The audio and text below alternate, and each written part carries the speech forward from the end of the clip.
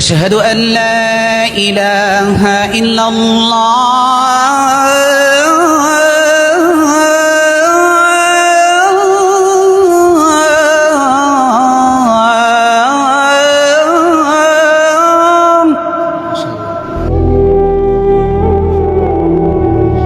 কি তোমার আমি অনেক বুঝাইছিলাম না? তোমার বাড়ি গেছি না বহুবার, তোমার পা ধরতে চাইছি না আমি? একজন ছাত্রের জন্য উস্তাদ কি করে আপনারা সত্যিই বুঝবেন না। আমার এই রাজমিস্ত্রি ছাত্রটা, আমার বিশ্বাস যে আপনারা শুনলে মনে হবে যে বাইতুল মোকাররমের মুয়াজ্জিন এই ছেলেটা হতে পারতো। আলহামদুলিল্লাহ, সে পূর্ণ হাফেজ হওয়ার পরে লেখাপড়া ছেড়ে দেয়।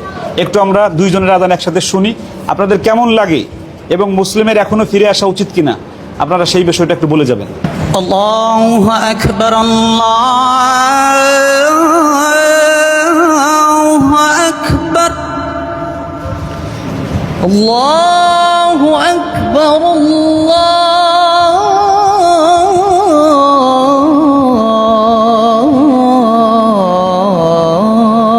الله أكبر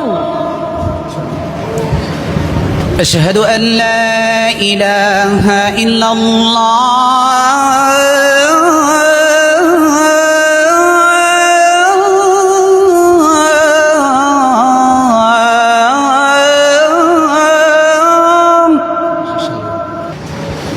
أشهد أن لا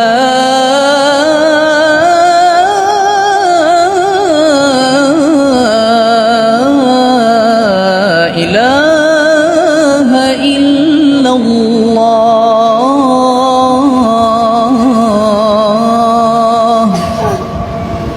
أشهد أن محمد رسول الله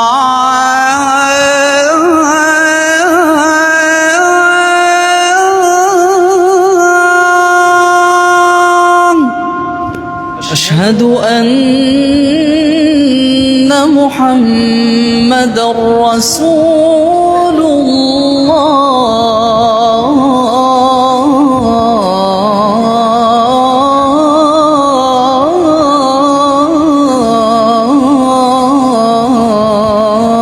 الله حي على الصلاة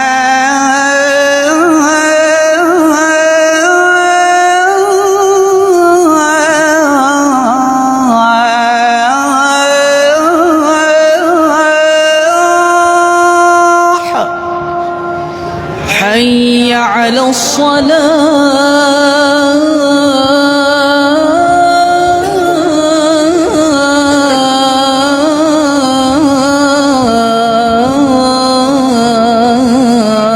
الصلاة حي على الفلاح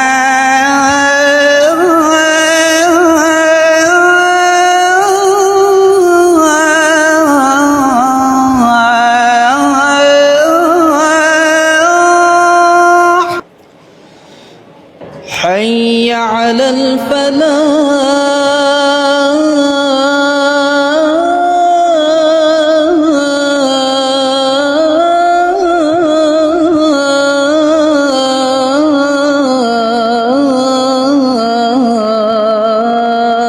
الفلاح الله أكبر الله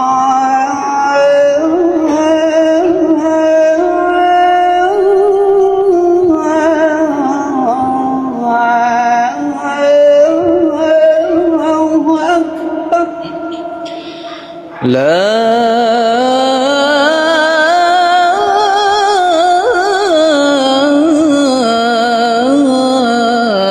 إله إلا الله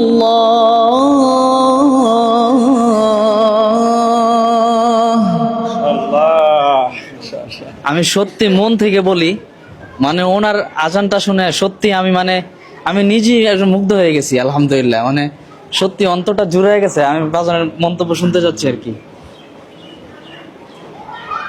আমি যদি আজকে আমার আজানের কথা বলি, তাহলে আমার মনে হয়েছে যে আমার থেকে 5 গুণ বেশি ভালো হয়েছে ওনার আজান।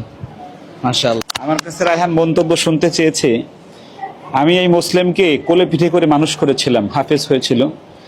আমি শুধু ওর পা ধরছিলাম না, ওই সময় আর সব করেছি, ওর বাড়ি গেছি বহুবার, কিন্তু ওই সময় কোনোভাবেই তাকে আমি শোনাতে পারি নাই হেফজ শেষ করার পরে। আমি যারাই মাদ্রাসায় পড়ো সকলের কাছে আমার একটা দাবি থাকবে, সেটা হলো যে পিতামাতা এবং উস্তাদ যখন তোমাদেরকে পড়ার জন্য মানে অনুরোধ করে, উস্তাদের কথা শুনে পিতামাতার কথা শুনে লাইন ছেড়ো না। লাইন ছাড়লেই যে আমার বাবা আজকে, ওর কি কণ্ঠ, ওর তিলাওয়াত, ওর গজল শুনলে আমি বিমুগ্ধ হয়ে যাই। আপনাদেরকে আমরা পরে শোনাবো রায়হানের সাথে, আমরা গজলের এবং তিলাওয়াতের একটা ডিবেট আমরা সামনে করাবো, রায়হানকে ঢাকায় নিয়ে তাকে। শুধু আপনাদের কাছে জানতে চাই মুসলিমের আজানটা কেমন লেগেছে। রায়হানটা তো আপনাদের ভালোই লাগে, তো মুসলিমের আজানটা যদি আপনাদের ভালো লেগে থাকে তাহলে কমেন্টস বক্সে লিখে যাবেন। আর মুসলিমকে নিয়ে মানে আবার আমরা কাজ করতে পারি কিনা, শুরু করতে পারি কিনা। আল্লাহ মুসলিমকে অনেক ভালো রাখুক। সবশেষে আমি মুসলিমের কাছে একটু জানতে চাই যে আজকে তুমি রায়হান একসাথেই পড়তে প্রায়, তো রায়হানের আজান শুনলা, তোমার আজান শুনলা। আমার কাছে দুইজনেরটাই যদি নাম্বার দিতে বলা হয় আমি 50-50ই দেবো, মানে বা 100-100ই দেবো। রায়হান ঠিক না? আমি তো বললামই, মানে আজকে ওনার আজানই আমার কাছে অনেক বেশি ভালো লাগছে। তোমার কি আবার এই লাইনে ফিরে আসতে মনে চায় কিনা? মুসলিম খুব কষ্ট করে চলে এখন, ও রাজমিস্ত্রির কাজ করে, ওর সন্তান আছে, বাবা মা আছে, অনেক কষ্ট করে চলে। আপনারা সবাই দোয়া দিবেন আল্লাহ যেন আবার কোরআনের পথে মুসলিমকে ফেরত নিয়ে আসে, আমরা যেন আবার রায়হানের মতো তাকে দিয়ে কোরআনের কাজ করাতে পারি। আল্লাহ রায়হানের কারণে বহু মানুষ এখন কোরআনের পথে আসছে, আল্লাহ মুসলিমের কারণেও যেন মানুষ কোরআনের পথে আসে। সবাই ভালো থাকবেন, সুস্থ থাকবেন, নিরাপদে থাকবেন। আসসালামু আলাইকুম রহমতুল্লাহি ওয়া বারাকাতুহু।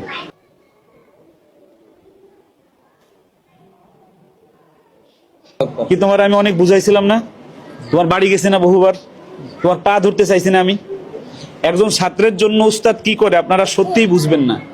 আমি ওর পা ধরি নাই শুধু, আর সব কাজ করেছি। আর ওর তেলাওয়াত আমি বললাম আজকে শোনাবো না, ওর তেলাওয়াত আর নাশিদ রায়হানের সাথে আরেকটা শোতে আমরা শোনাবো।